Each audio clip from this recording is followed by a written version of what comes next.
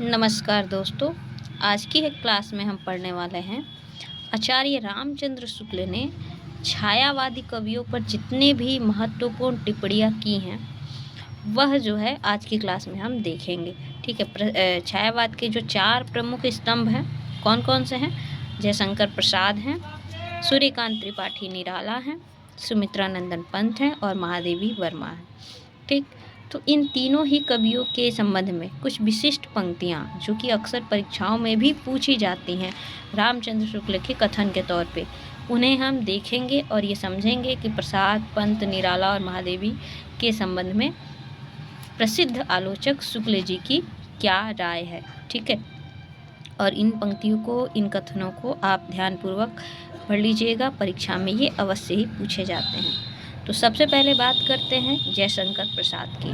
ठीक, तो जयशंकर प्रसाद के संबंध में आचार्य शुक्ल जी का कथन सबसे पहले यह देखते हैं कि शुक्ल जी एक जगह कहते हैं प्रसाद जी के संबंध में कि इनकी रहस्यवादी रचनाओं को देखकर, इनकी मतलब जयशंकर प्रसाद की रहस्यवादी रचनाओं को देखकर चाहे तो यह कहें कि इनकी मधु वर्षा के मानस प्रसार के लिए रहस्यवाद का पर्दा मिल गया, अथवा यूँ कहे कि इनकी सारी प्रणयानुभूति ससीम पर से कूदकर असीम पर जा रही।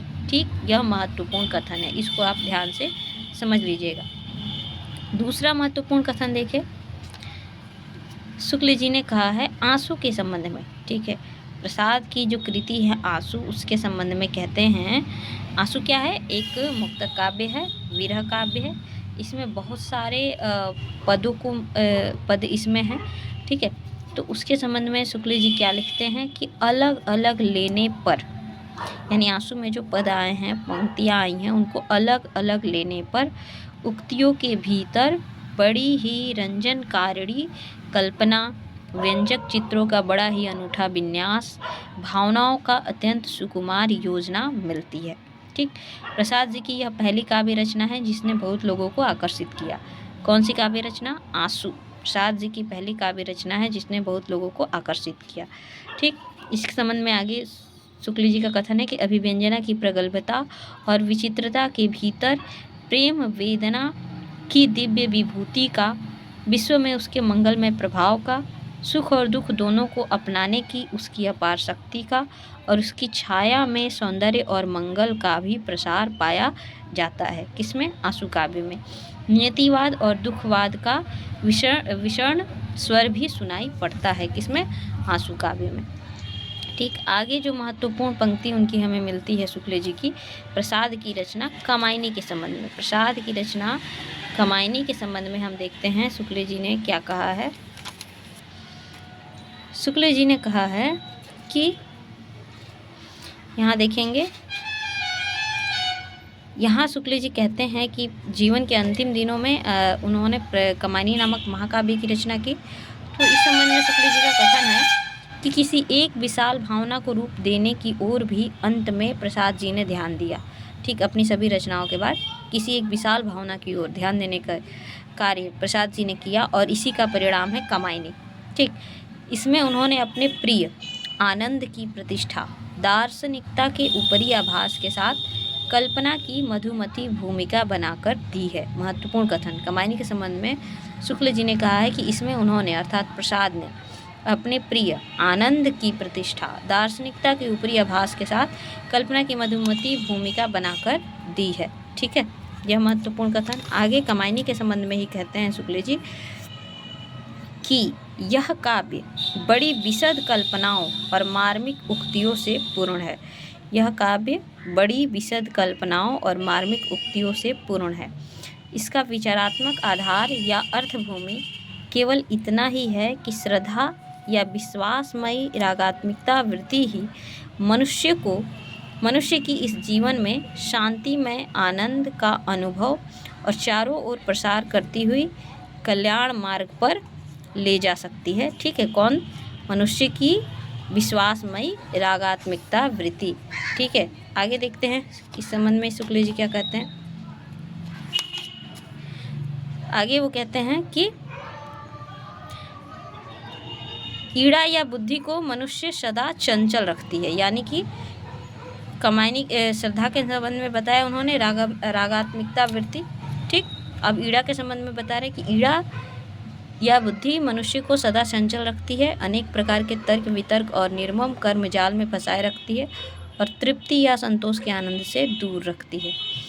कामायनी के अंत में जो है प्रसाद जी किस तरफ जाते हैं या क्या निचोड़ है इसका, इस संबंध में शुक्ल जी लिखते हैं कि अंत में अन्य मतलब कामायनी के अंत में, कामायनी महाकाव्य के अंत में पहुंचकर कवि ने यानी प्रसाद जी ने इच्छा, कर्म और ज्ञान के सामंजस्य पर तीनों के मेल पर जोर दिया है। ठीक है, इच्छा, कर्म और ज्ञान तीनों के सामंजस्य और तीनों के मेल पर जोर दिया है। एक दूसरे से अलग रहने पर ही जीवन में विषमता आती है। ठीक, आगे कामायनी के संबंध में कुछ महत्वपूर्ण टिप्पणी और शुक्ल जी ने लिखा है कि कामायनी महाकाव्य के बारे में कि यदि मधुचर्या का अतिरेक और रहस्य की प्रवृत्ति बाधक न होती तो इस काव्य के भीतर मानवता की योजना शायद अधिक पूर्ण और सुव्यवस्थित रूप से चित्रित होती। यानी ये आलोचनात्मक टिप्पणी है, इसमें उनको थोड़ी मधुचर्या का अतिरेक और रहस्य की प्रवृत्ति नजर आई है कामायनी महाकाव्य में। यदि यह ना होती काव्य के भीतर तो मानवता की योजना और अधिक पूर्ण और सुव्यवस्थित तरीके से चित्रित होती, यह शुक्ल जी का मानना है। कर्म को कवि ने या तो काव्यज्ञों के बीच दिखाया है अथवा उद्योग धंधों या शासन विधानों के बीच। श्रद्धा के मंगलमय योग से किस प्रकार कर्म धर्म का रूप धारण करता है, यह भावना कवि से दूर ही रही है। तो ये एक टिप्पणी शुक्ल जी की है कामायनी में जो कमी उन्हें नजर आई है। आगे वो महत्वपूर्ण पंक्ति है शुक्ल जी की कि यदि इस विशद काव्य की अंतर योजना पर ध्यान न दे, समष्टि रूप से कोई समन्वित प्रभाव न ढूंढे, श्रद्धा, काम, लज्जा, ईड़ा इत्यादि को अलग अलग ले, तो हमारे सामने बड़ी ही रमणीय चित्रमय कल्पना अभिव्यंजना की अत्यंत मनोरम पद्धति आती है। ठीक, तो यह कामायनी महाकाव्य के संबंध में। और इस प्रकार प्रसाद जी प्रबंध क्षेत्र में भी छायावाद की चित्र विधान और लाक्षणिक शैली की सफलता की आशा बंधा गए हैं। यानी कि प्रबंध में भी छायावाद की जो विशेषताएं हैं, चित्र विधानता और लाक्षणिक शैली, उसको उन्होंने प्रबंध में भी बहुत बेहतरीन तरीके से प्रयोग किया है, ऐसा शुक्ल जी बताते हैं। तो ये हो गए प्रसाद जी और उनकी रचनाओं पर शुक्ल जी की टिप्पणी। आगे जो है सुमित्रानंदन पंत।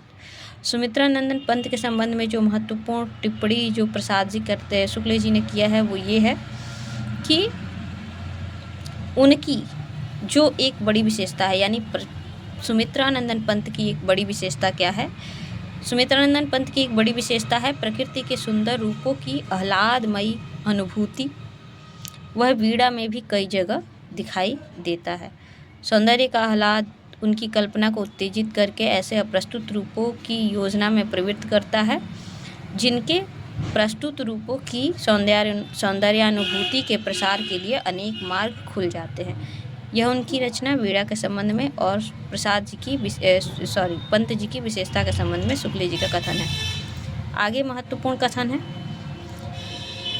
इसमें, यानी पंत की रचना पल्लव की यहाँ बात करते हुए शुक्ल जी ने टिप्पणी दी है कि इसमें यानी पल्लव जो काव्य संग्रह है उसमें चित्रमयी भाषा, लाक्षणिक वैचित्र्य, अप्रस्तुत विधान इत्यादि की विशेषताएं प्रचुर परिमाण में भरी पाई जाती हैं। वीणा और पल्लव दोनों में अंग्रेजी कविताओं के लिए हुए भाव और अंग्रेजी भाषा के लाक्षणिक प्रयोग बहुत मिलते हैं। यानी पंत की रचनाओं पर अंग्रेजी के रोमांटिसिज्म का प्रभाव शुक्ल जी देखते हैं। ठीक है, कहीं कहीं आरोप और अध्यवसान व्यर्थ और अशक्त हैं, केवल चमत्कार और वक्रता के लिए रखे गए होते हैं, जैसे नैनों के बाल, आंसू। ठीक, बाल शब्द जोड़ने की प्रवृत्ति अधिक पाई जाती है, जैसे मधुबाल, मधुपों के बाल। ठीक है, कुल मिला के ये महत्वपूर्ण बात है कि इस पल्लव जो काव्य संग्रह है उसकी भाषा चित्रमयी है, लाक्षणिक वैचित्र्य इसमें नजर आता है, अप्रस्तुत विधान है। ये जो छायावाद की विशेषताएं हैं वो इस रचना में प्रचुर मात्रा में पाई जाती हैं। ठीक, आगे भी लिखते हैं कि प्रकृति के व्यापारों द्वारा मानसिक व्यापारों की भी बड़ी रमणीय व्यंजना इसमें मिलती है। ठीक है, आगे पंत जी के संबंध में महत्वपूर्ण कथन क्या है शुक्ल जी का? लिखते हैं कि पल्लव के भीतर उच्छ्वास, आंसू, परिवर्तन और बादल, ऐसी जो रचनाएं हैं पल्लव काव्य संग्रह में, तो पल्लव के भीतर उच्छ्वास, आंसू, परिवर्तन और बादल आदि रचनाएं देखने से पता चलता है कि यदि छायावाद के नाम से एक वाद न चल गया होता तो पंत जी स्वच्छंदतावाद के शुद्ध स्वाभाविक मार्ग ट्रू रोमांटिसिज्म पर ही चलते। ये बहुत ही महत्वपूर्ण कथन है कि यदि छायावाद नाम का एक वाद न चल गया होता तो पंत जी स्वच्छंदता के शुद्ध स्वाभाविक मार्ग ट्रू रोमांटिसिज्म पर ही चलते। उन्हें प्रकृति की ओर सीधी आकर्षित होने वाला, ये भी महत्वपूर्ण कथन है। उन्हें मतलब पंत जी को प्रकृति की ओर सीधे आकर्षित होने वाला, उसके खुले हुए चिरंतन रूपों के बीच खुलने वाला हृदय प्राप्त था। यही कारण है कि छायावाद शब्द मुख्यतः शैली के अर्थ में, चित्र भाषा के अर्थ में ही उनकी रचनाओं में घटित हुआ है। किनकी रचनाओं में? छायावाद जो है चित्र भाषा के अर्थ में इनकी रचनाओं को में देखने को मिलता है, पंत जी की रचनाओं में। ये शुक्ल जी का कथन है। आगे जो महत्वपूर्ण कथन है वो देखते हैं।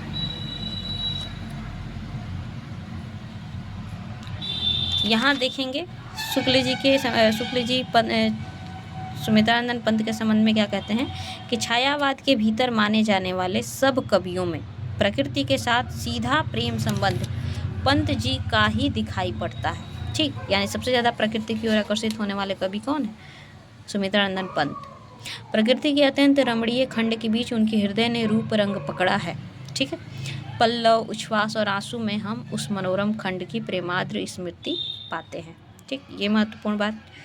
आगे अगला कथन पंत जी के संबंध में, कलावाद के प्रभाव से जिस सौंदर्यवाद का चलन यूरोप के काव्य क्षेत्र के भीतर हुआ उसका पंत जी पर पूरा प्रभाव रहा। ठीक है, ये है सुमित्रानंद पंत के संबंध में। आगे हम देखते हैं कि एक और कथन महत्वपूर्ण कि पल्लव के उपरांत गुंजन जो काव्य संग्रह है, गुंजन में हम पंत जी को जगत और जीवन के प्रकृति क्षेत्र के भीतर और बढ़ते हुए पाते हैं। यद्यपि प्रत्यक्ष बोध से अतृप्त होकर कल्पना की रुचिरता से तृप्त होने और बुद्धि व्यापार से क्लांत होकर रहस्य की छाया में विश्राम करने की प्रवृत्ति साथ ही साथ बनी हुई है। यानी कि गुंजन में पंत जी जो हैं और भी ज़्यादा जगत और जीवन के भीतर बढ़ते हुए नज़र आते हैं गुंजन काव्य संग्रह में। इसके बाद जो है पल्लव से लेकर गुंजन तक की उनकी काव्य यात्रा कैसी रही, इसके संबंध में टिप्पणी करते हैं।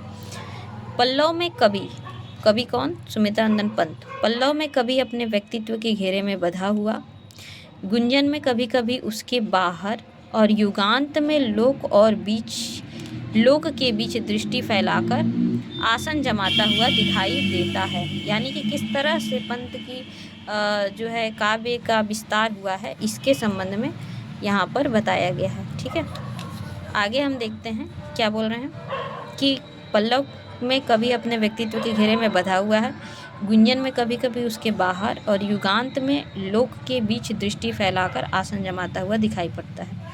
गुंजन तक वह जगत से अपने लिए सौंदर्य और आनंद का चयन करता प्रतीत होता है। युगांत में आकर वह सौंदर्य और आनंद का जगत में पूर्ण प्रसार देखना चाहता है। कवि की सौंदर्य भावना अब व्यापक होकर मंगल भावना में परिणित हो जाती है। अब तक कवि लोक जीवन के वास्तविक शीत और ताप से अपने हृदय को बचाता रहा, ये युगांत के संबंध में कहा जा रहा है। अब उसने अपने हृदय को खुले जगत के बीच रख दिया है, उसकी गतिविधियों का सच्चा और गहरा प्रभाव पड़े। अब वह जगत और जीवन में जो कुछ सौंदर्य माधुर्य प्राप्त करता है उसके लिए उसका स्तवक बनाकर तृप्त नहीं हो सकता। अब वह दुख, पीड़ा, अन्याय, अत्याचार के अंधकार को फाड़कर मंगल ज्योति फूटती हुई देखना चाहता है। मंगल का अमंगल के साथ वह संघर्ष देखना चाहता है, जो गत्यात्मक जगत का कर्म सौंदर्य है। यह बहुत अच्छी टिप्पणी पंत के जो काव्य भावना के विस्तार के संबंध में शुक्ल जी देते हैं। ठीक, इसके बाद हम देखें तो पंत जी ने समाजवाद के प्रति भी रुचि दिखाई है और गांधीवाद के प्रति भी। ठीक, ऐसा प्रतीत होता है कि लोक व्यवस्था के रूप में तो समाजवाद की बातें उन्हें पसंद हैं और व्यक्तिगत साधना के लिए गांधीवाद की बातें। यानी कि पंत जी पर समाजवाद और गांधीवाद दोनों का प्रभाव नज़र आता है, ऐसा शुक्ल जी की टिप्पणी है। अब सुमित्रानंद के बाद, पंत के बाद आगे हम देखें, पंत जी पर एक महत्वपूर्ण टिप्पणी करते हैं शुक्ल जी की। पंत जी को छायावाद और रहस्यवाद से निकलकर स्वाभाविक स्वच्छंदतावाद की ओर बढ़ते हुए देख हमें अवश्य संतोष होता है। यानी पंत जी को ट्रू रोमांटिक मानते हैं, ठीक है, कौन? शुक्ल जी। ठीक, अब देखते हैं निराला के संबंध में उनका क्या कथन है। निराला के संबंध में शुक्ल जी की महत्वपूर्ण टिप्पणी क्या है? शुक्ल जी ने कहा है कि जैसे और सब बातों में, सबसे पहले वो कहते हैं कि छायावाद के संबंध में उनकी एक महत्वपूर्ण धारणा यह है कि छायावाद ने पहले बांग्ला की देखा देखी अंग्रेजी ढंग की प्रगीत पद्धति का अनुसरण किया। ठीक, प्रगीत पद्धति में नाद सौंदर्य की ओर ध्यान अधिक रहने से संगीत तत्व का अधिक समावेश देखा जाता है। यानी कि प्रगीत पद्धति अंग्रेजी ढंग के अनुसरण से छायावाद में आई। इसके बाद निराला को ध्येय करके क्या कथन है कि जैसे सब बातों की वैसे ही संगीत की अंग्रेजी ढंग की नकल पहले बंगाल में शुरू हुई थी, उसके बाद ये हिंदी में आती है। इस नए ढंग की ओर निराला जी सबसे अधिक आकर्षित हुए। यानी कि काव्य में संगीत का समावेश, इस नए ढंग की ओर निराला जी सबसे अधिक आकर्षित हुए और अपने गीतों में उन्होंने इसका पूरा जौहर दिखाया। संगीत को काव्य के और काव्य को संगीत के निकट लाने का सबसे अधिक प्रयास किसने किया? निराला जी ने किया। यह शुक्ल जी की महत्वपूर्ण टिप्पणी है। आगे निराला जी के संबंध में शुक्ल जी की क्या टिप्पणी है? निराला पर बंग भाषा की काव्य शैली का प्रभाव समाज में गुम्फित पद वल्लरी, क्रियापद के लोप आदि में स्पष्ट झलकती है। ठीक है, यानी कि निराला की भाषा पर बंग भाषा की काव्य शैली का प्रभाव दिखता है। लाक्षणिक वैलक्षण्य लाने की प्रवृत्ति इनमें उतनी नहीं पाई जाती जितनी प्रसाद और पंत में। ये महत्वपूर्ण कथन है कि निराला पर बंग भाषा की काव्य शैली का प्रभाव समास में गुम्फित पद वल्लरी, क्रियापद के लोप आदि में स्पष्ट झलकती है। लाक्षणिक वैलक्षण्य लाने की प्रवृत्ति इनमें उतनी नहीं पाई जाती जितना प्रसाद और पंत में। ठीक, आगे वे लिखते हैं महत्वपूर्ण कथन क्या है शुक्ल जी का निराला के संबंध में कि सबसे अधिक विशेषता आपके पदों में चरणों की स्वच्छंद विषमता है। यानी निराला को मुक्तक छंद का प्रवर्तक माना जाता है। इस संबंध में सबसे अधिक विशेषता आप में पदों के चरणों में स्वच्छंद विषमता की है। कोई चरण बहुत लंबा, कोई बहुत छोटा, कोई मझोला देखकर ही बहुत से लोगों ने इसे रबड़ छंद या केंचुआ छंद भी कहने लगे थे। बेमेल चरणों की विलक्षण आजमाइश इन्होंने सबसे अधिक की। ठीक है, मुक्तक छंद। ठीक है, आगे महत्वपूर्ण कथन निराला के संबंध में बहुवस्तु स्पर्शनी प्रतिभा निराला जी में है। अज्ञात प्रिय की ओर इशारा करने के अतिरिक्त इन्होंने जगत के अनेक प्रस्तुत रूपों और व्यापारों को भी अपनी सरल भावनाओं के रंग में देखा है। यानी अज्ञात प्रिय की ओर इशारा करने के अतिरिक्त इन्होंने जगत के अनेक प्रस्तुत रूपों और व्यापारों को भी अपनी सरल भावनाओं के रंग में देखा है। इसके बाद एक महत्वपूर्ण कथन, जिस प्रकार निराला को छंद के बंधन अरुचिकर लगते हैं उसी प्रकार सामाजिक बंधन भी। ठीक है, यानी निराला को न तो छंद के बंधन स्वीकार है न सामाजिक बंधन। इसी से सम्राट अष्टम एडवर्ड की प्रशस्ति लिखकर उन्होंने उन्हें एक वीर के रूप में सामने रखा। यानी सम्राट एडवर्ड के प्रति उनकी एक कविता है। ठीक, जिसने प्रेम के निमित्त साहसपूर्वक पद मर्यादा के सामाजिक बंधन को दूर फेंका है। सम्राट एडवर्ड, और उसकी प्रशंसा करते हुए निराला जी ने एक कविता लिखी है। ये हो गए निराला के संबंध में। और निष्कर्षतः क्या लिखते हैं? निराला जी की भाषा अधिकतर संस्कृत की तत्सम पदावली में जड़ी हुई होती है, जिसका नमूना राम की शक्ति पूजा में मिलता है। यानी निराला की भाषा अधिकतर संस्कृत के तत्सम शब्दावली में जड़ी हुई है। जैसा कि पहले कह चुके हैं, इनकी भाषा में व्यवस्था की कमी प्रायः रहती है। यह शुक्ल जी को एक दोष नज़र आता है कि इनकी भाषा में व्यवस्था की कमी प्रायः रहती है, जिससे अर्थ या भाव व्यक्त करने में कहीं कहीं बहुत ढीली पड़ जाती है।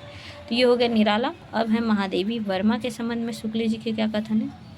वे कहते हैं कि छायावाद कहे जाने वाले कवियों में महादेवी जी ही रहस्यवाद के भीतर रहे। यानी सबसे ज़्यादा रहस्यवादी कवयित्री रही हैं महादेवी वर्मा छायावाद के सभी कवियों में। ठीक है, उस अज्ञात प्रियतम के लिए वेदना ही इसके हृदय का भाव केंद्र है।